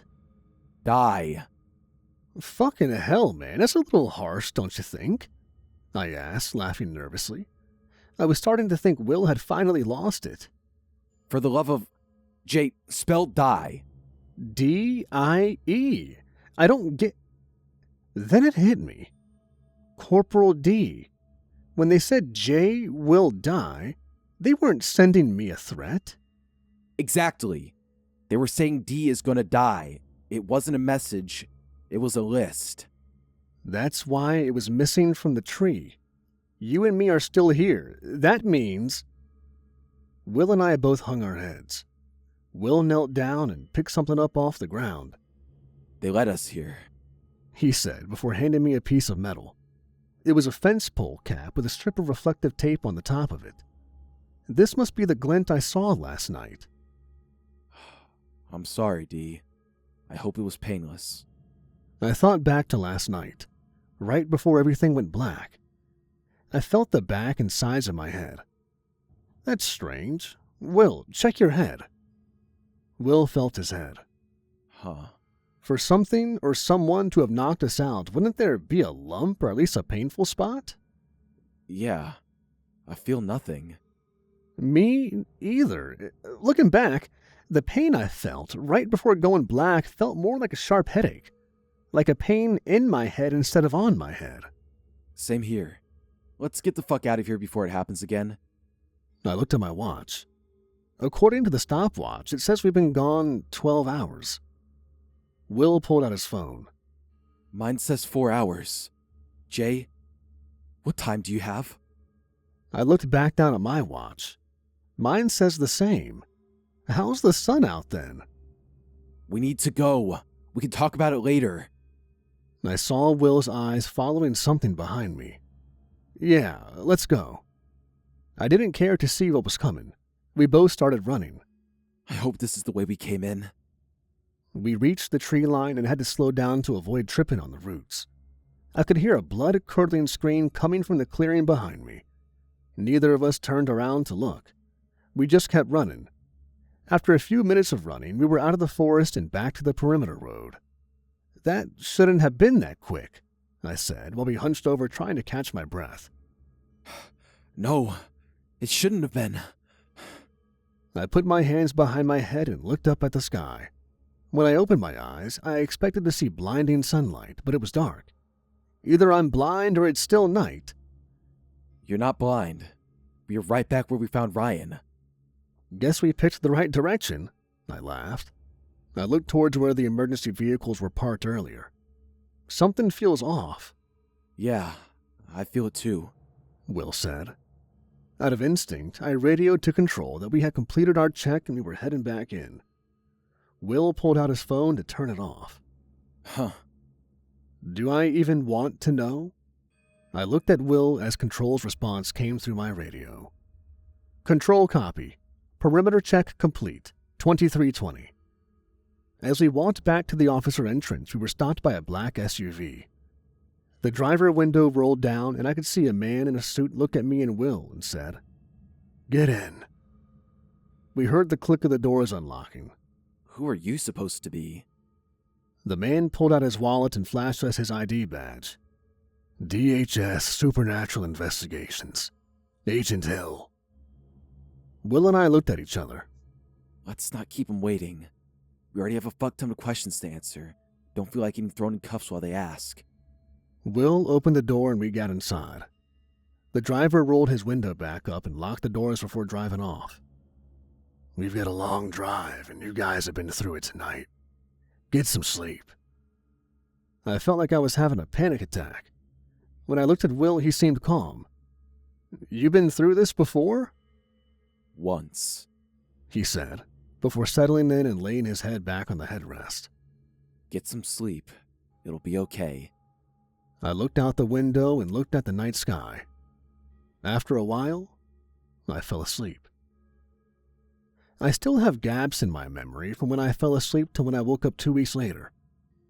All these years later, and I've tried everything from deep meditation to hypnotherapy. Hell, my wife even got me to see a neurologist that specializes in dementia. I've regained a decent amount, but there are still gaps. I'll do my best to try and recount what happened. Where there's still gaps, I'll do my best to try and fill them in. I asked if Will experienced the same thing. He said he did, but something never sat right with me. Whenever I asked him about what happened after we fell asleep, he always said he didn't remember with a casual look on his face. The first few times I asked, I didn't notice. About 2 years after the incident, what we ended up calling that night, Will and I were in my backyard drinking. About halfway through a bottle of whiskey, I asked him if he remembered anything. Now, it could have been the whiskey that lowered his usually stoic demeanor. Either that or I wasn't as drunk as I thought. You sure you don't remember? Fucking hell. Jay, the only thing I remember is falling asleep in the car and then waking up. His face stayed the same it always did, but when I looked in his eyes, I noticed something I've seen in the eyes of many people before. Hell, even my own, but never him. Will was afraid of something. The look in his eyes kept me up at night for a while. I had only ever seen Will show two emotions on his face: anger and happiness. Even then, these were rare occurrences when they did happen. Will's eyes always reflected how he was feeling. When he was angry, the green color in his eyes darkened. When he was happy, they would be a shade lighter than normal. What kept me up was that when I saw the fear in his eyes, they had these swirls of black, almost like his pupils were bleeding their nothingness into his iris. It was the first time I saw this in his eyes. I only ever saw it again one more time. I woke up in my room 2 weeks after the incident. After explaining everything to my wife, Mary, she didn't believe me. I couldn't blame her. Who disappears for 2 weeks and just shows up saying, "Hey, I saw some really weird, unexplainable shit and was taken away by Homeland Security. But I don't remember anything that happened the last 2 weeks. How you doing?" I sounded like I lost it. She made me go to counseling a few months, and it did help with some things, but I still didn't have any memory of those 2 weeks. She was a lot more distant after I came back, and we went through a rough patch. After some couples counseling, she suggested we try some alternative medicine to get my memory back. There was this feeling inside that remembering was not the solution. When I tried guided meditation, I heard a voice in one of my sessions that caused me to snap out of the meditation when it spoke. Jay will return. It was the same voice from the recording. I told Mary about the voice and where I recognized it from. After that, she filmed the next meditation session. Apparently, I was muttering to myself throughout the session. I heard the voice again and again, and I snapped out of the meditation. Mary was frozen. Her face was white and she was crying. "What happened? Mary, what's wrong?" "Just listen." She handed me her phone. I hit play and watched myself sit in this empty room. I was facing away from Mary and there was silence, until about 5 minutes into the video. "Mary, Mary! Mary! A female voice spoke. I paused the video and looked back at Mary. Who is that? Did someone walk in? Mary shook her head and pointed to the phone. I looked back down and continued watching. The voice spoke again. Ryan was the message. D was the payment. I felt my blood run cold as I watched me turn around. My mouth was open but not moving, like the voice was being projected out of me. Jay will return. The video ended. What the fuck is happening, Jay? Mary sobbed. I have no clue, but I need to know what the fuck happened during those 2 weeks. There just has to be an answer there, and I need to know.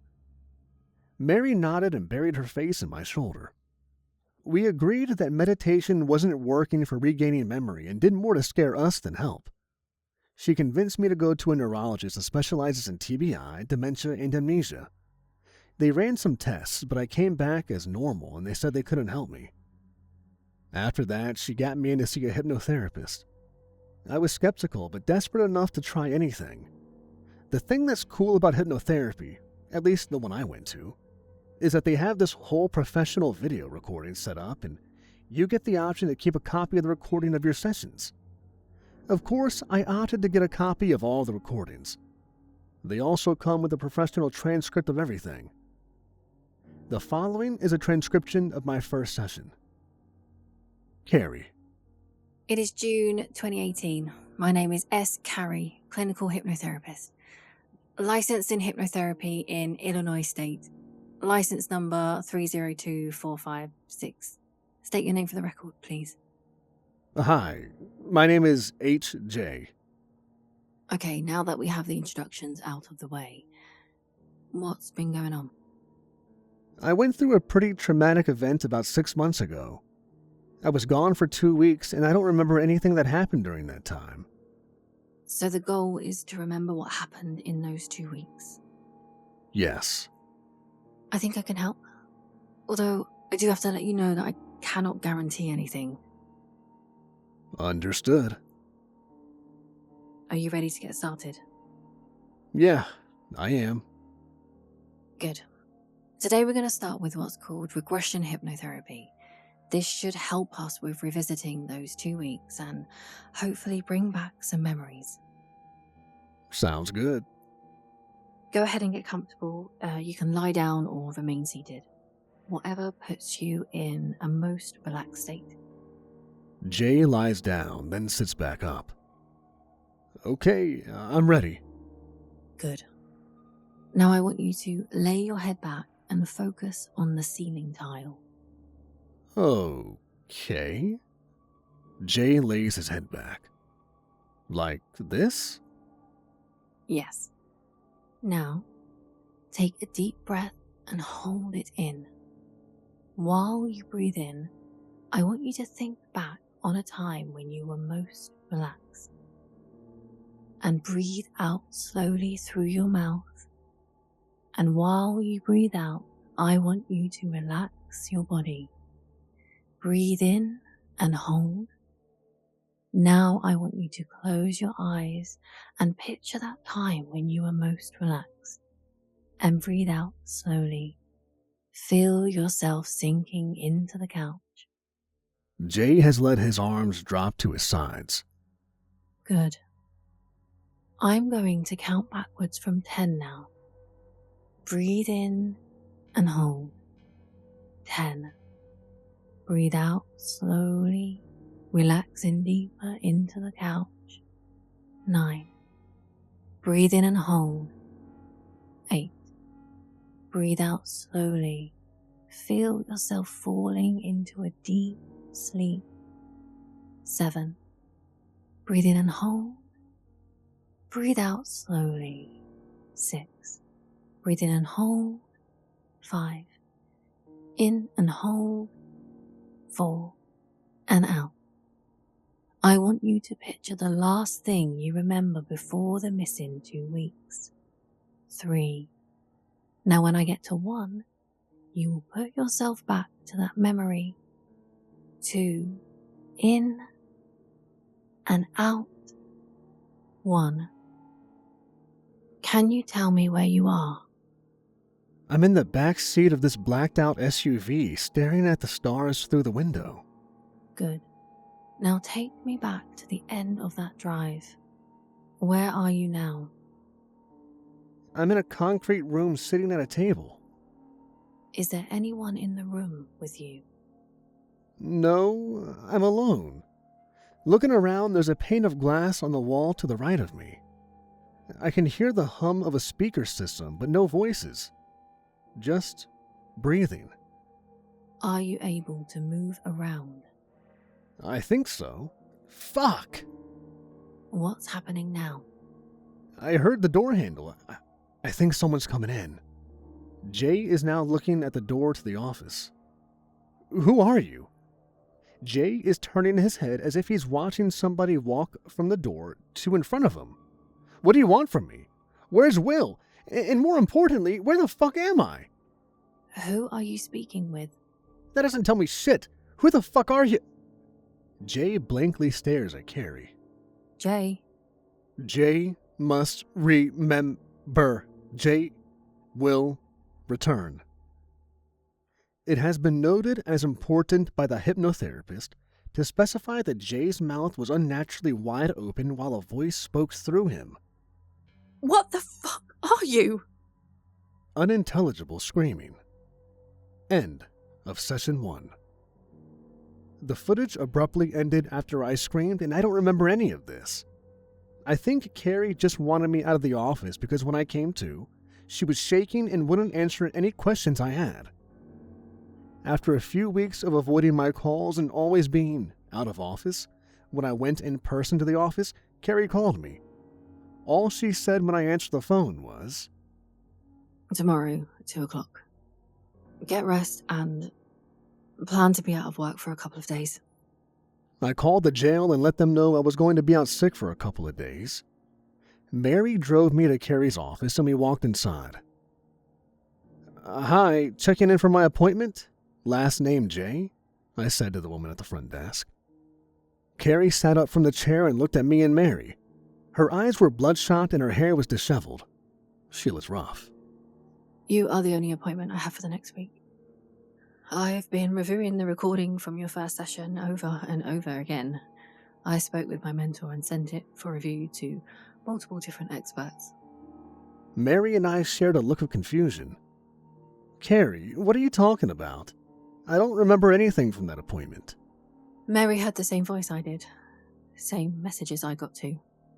There was an addition this time. What was it? Mary asked. Jay must remember. Followed by Jay will return. Mary grabbed my arm and sat down. I said that? I asked. No. Well, yes, but no.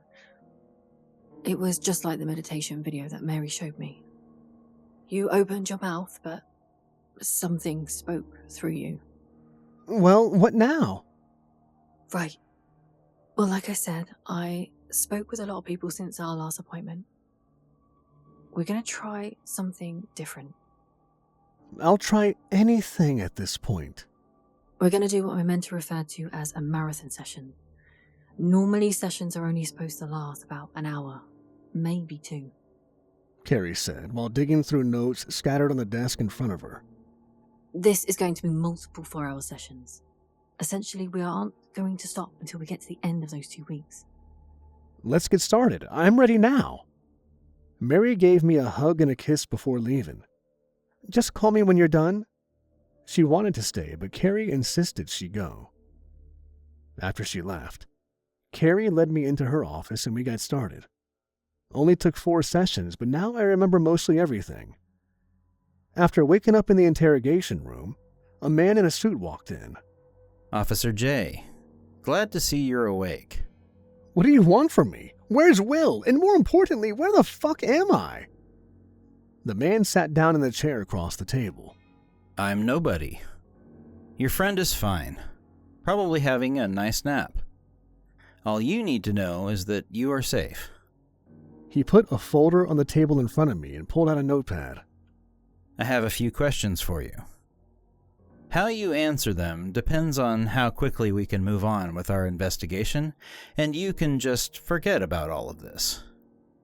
When I looked at his face, he was expressionless until he said I could forget. As he said that, I could see a slight smirk and a look of amusement on his face. That doesn't tell me shit. Who the fuck are you? Just then, he nodded to the window beside us. There's no need for that, Jay. The door to my left opened and a man in a lab coat walked in. Who is that? I said. I was trying to stand up when I felt hands on my shoulders forcing me back down into the chair. When I looked around, I saw two men in full riot gear. What the fuck? I haven't done anything wrong. The man in the lab coat pulled a vial of clear liquid and a syringe from a box he sat on the table. This will help you calm down and give us answers, the man in the suit said. You haven't even asked me any questions. The suit looked annoyed. He sat back in his chair and nodded to the man in the lab coat. Look, I've done this a lot over the years. Whenever anyone starts the way you have, we end up going to this method eventually. I'm trying to save time and get some straight answers, not some bullshit. It takes about 30 seconds to take effect. I felt the needle go into my arm. Once completed with the injection, the three other men in the room with us left. After a minute, there was a warm feeling that poured over my body. It felt like putting on clothes fresh out of the dryer. What do you want to know? Walk me through what happened last night. I took him through everything that happened. The first perimeter check with Val, finding Ryan, and walking for what felt like miles to the clearing. I stopped when I got to the part of being swarmed by the footsteps. We stood there with our backs to the sapling. I could hear the footsteps all around us, and they were getting closer and closer. Then everything went black. The man in the suit, who had been writing notes while I spoke, sat back and looked at me curiously. What happened right before it went black? I felt a sharp pain in my head. Think back to the pain. Describe it. You know that feeling when you hear a sharp whistle? Like that really sharp pain in your head? I do. Is that all you remember? I thought hard about that moment. Suddenly I was able to see it. Whoa, what was in that cocktail you guys shot me up with? It's like I can see everything playing in front of me, just slow down. The suit continued writing notes. Never mind that. Focus. Is there anything new you notice? I do. I felt my heart drop when I saw it. Corporal D is whistling. And you didn't know that before? No. Like I said, I just remember the pain and then everything going black. Why is Corporal D whistling significant? When he asked this, I got the feeling that he was looking for a specific answer. I never said it was significant, just that it was something that I didn't notice before. He pulled a paper out of the folder and slid it to me. Where do you think the rules came from? Rule number 1, don't whistle at night? I picked up the paper and immediately saw the unmistakable title. 5 rules every officer must follow to survive graveyard. This one was old. The page was stained by the oil of years' worth of fingers touching it. This is the original, isn't it? The suit nodded. Look closely at it. Notice anything different about the copy you were given? I looked it over carefully. All the rules were there. The wording wasn't any different than what I saw before. That was until I got to the very bottom of the page. Created by Agent Smith, J. 1975. When I looked up, I saw the suit was watching me. I looked closely at him and noticed his hair was white and his face wore the wrinkles of years of stress. You're Agent Smith, aren't you? He smiled with amusement and chuckled softly. Yes, that's me. Do you know what the woman wants with us? His face dropped. No. He was cut off by the sound of wet footsteps approaching the door. Wrap it up, Smith, a voice said over the speaker. The footsteps stopped. I looked at Smith. He looked terrified. The room fell silent. After a minute, there was a high-pitched laugh.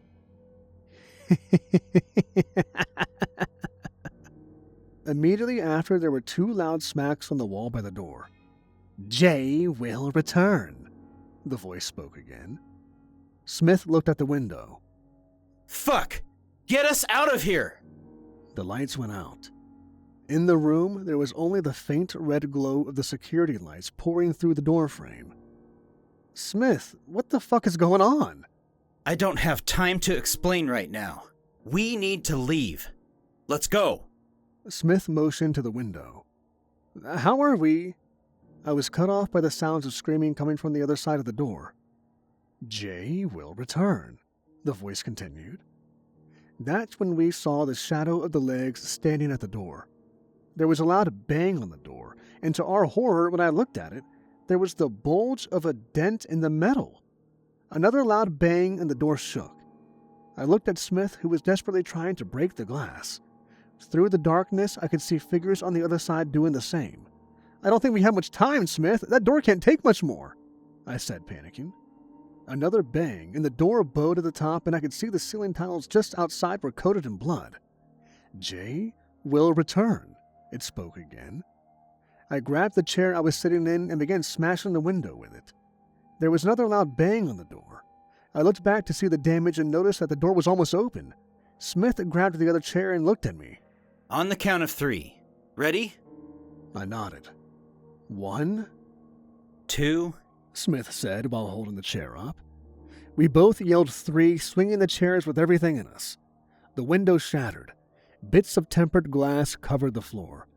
Just as we put the chairs down, the air was filled with the sound of blood-curdling screams pouring through the door. As we climbed through the window, Smith pointed to a slot in the window frame that housed a thick metal door. Get clear of the window! He yelled. I could barely hear him over the screams. I jumped to my feet in time to turn around and see the door fly open. As the metal door slid into place where the window was, I saw what broke the door down. It was the woman from the woods.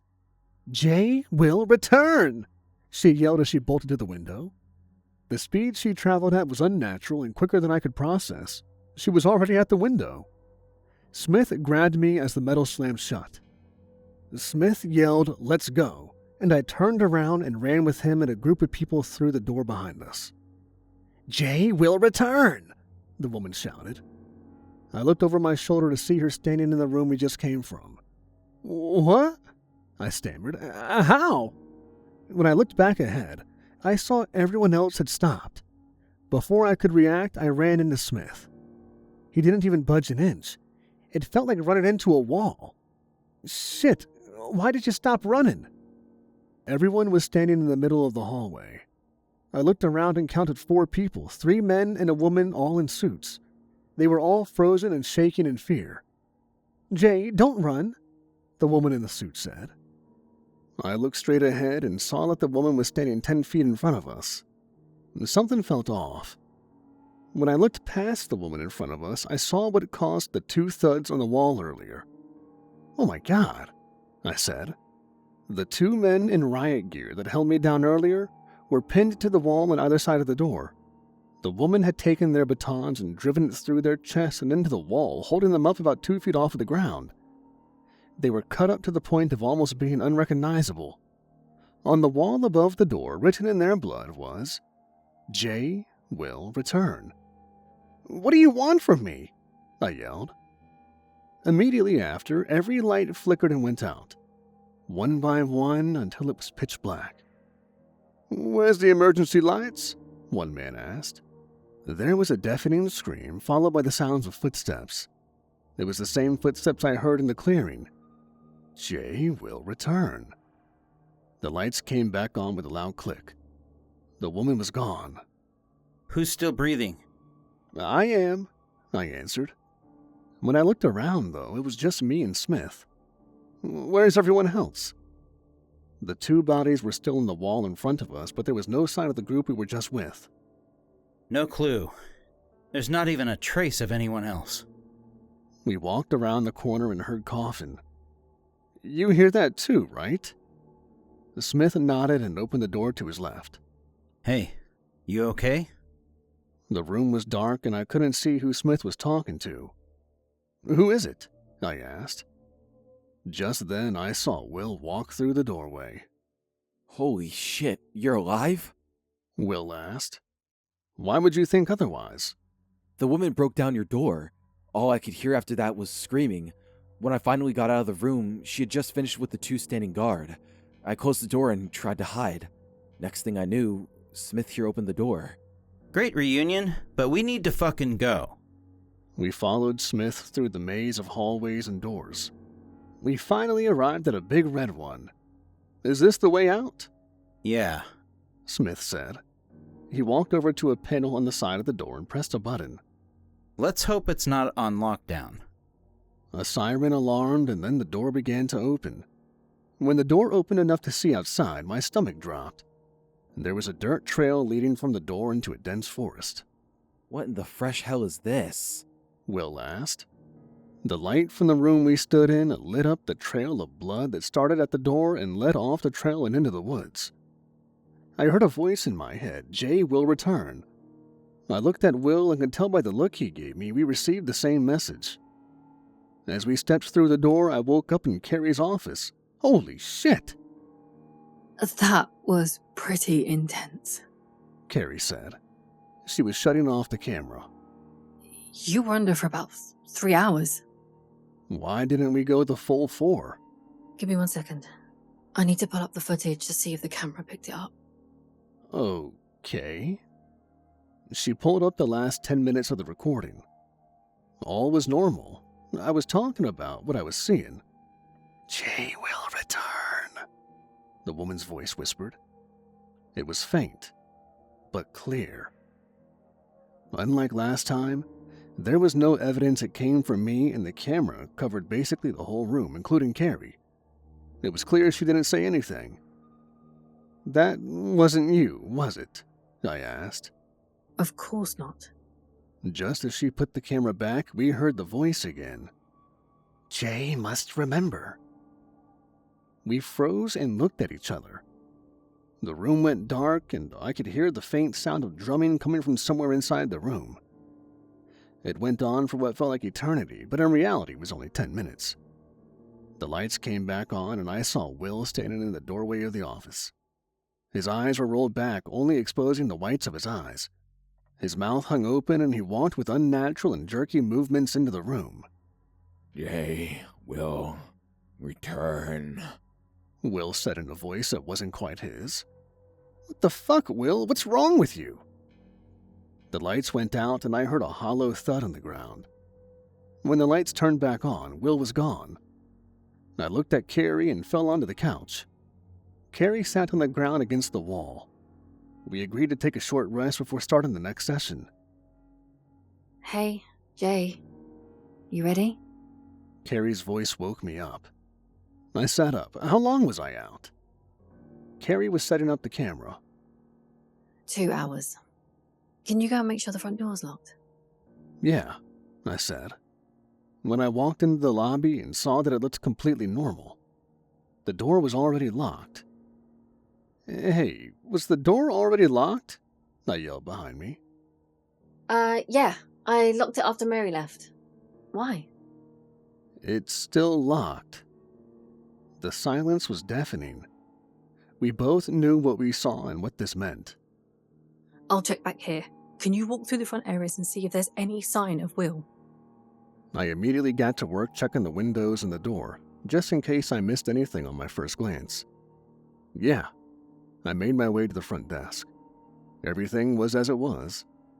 I remember thinking, how the hell did Will get in and out without a trace? Lobby and front desk are clear, I said. I got to the last room I hadn't checked yet, the bathroom. I knocked on the door before opening it. No answer. I braced for the worst as I turned the door handle. When I swung the door open, it was dark. I inched my way forward, my heart pounding with every move, waiting for the motion sensor to kick the light on. My heart nearly shot out of my chest when it turned on. I looked around the small room and saw nothing. Bathroom is clear. All clear back here too. Carrie yelled. I walked back into her office and sat down on the couch. Was there any sign of someone coming in at all? Nothing. How about back here? Same. She said. We sat in silence for a moment before Carrie leaned forward and grabbed her notepad. Only one thing left to do. I nodded. All right, I'm ready. With that, we started the second session.